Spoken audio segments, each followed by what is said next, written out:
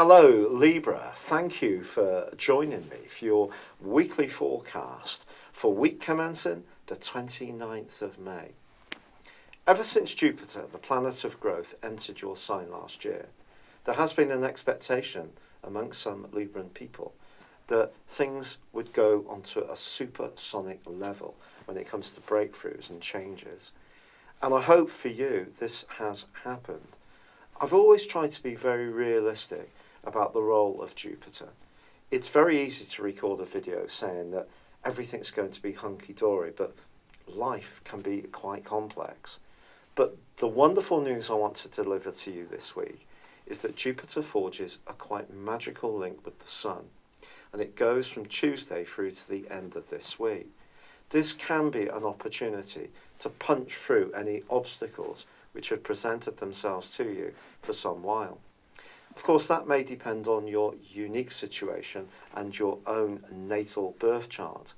But with the Sun in a very adventurous and independent part of your situation, along with Mars, and the energy from last week's wonderful new moon in the same location, still radiating out across the heavens, this is certainly a time to feel that you can grow, that you can be much more pioneering in your approach and try to get beyond any obstacles. That's a great thing to do. It's very Jupiterian.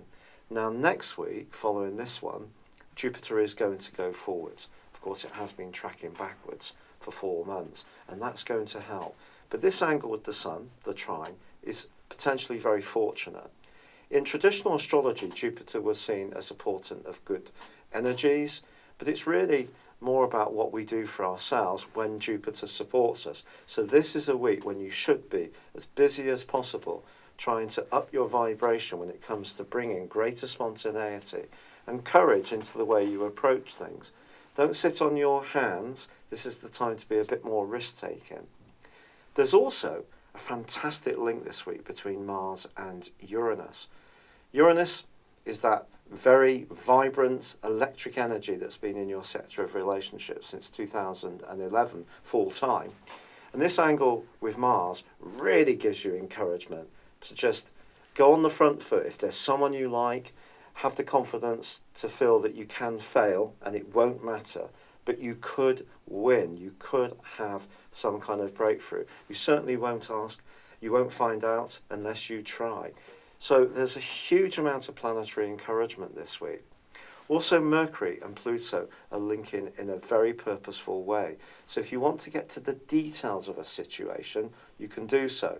So there's a big picture that you can embrace, but you can also be very much on the ball with the more finer, intrinsic side of any situation. It's not just going to be a big hope, you can back it up.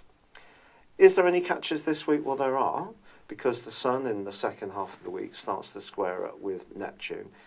And any desire you have to create a freer lifestyle could go counter to another part of you that may feel a sense of obligation, even guilt, if you're feeling that you're letting other people down or not fulfilling what you should be doing. That can set up some kind of conundrum for you. And also there's a quarter moon on Thursday, which can bring a much more sensitive vibe to any changes that you may try to make.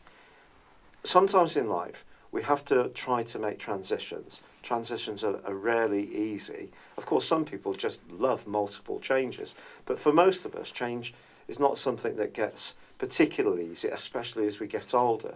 But if you really feel passionately that your life does need greater travel, excitement, education, exciting people, this is the week to go for it. And there may be some people around you who aren't going to get it, who may want to keep things as they are, but this is your opportunity to really show a truly authentic side of yourself and tune into your authentic needs. It's been a real pleasure being with you.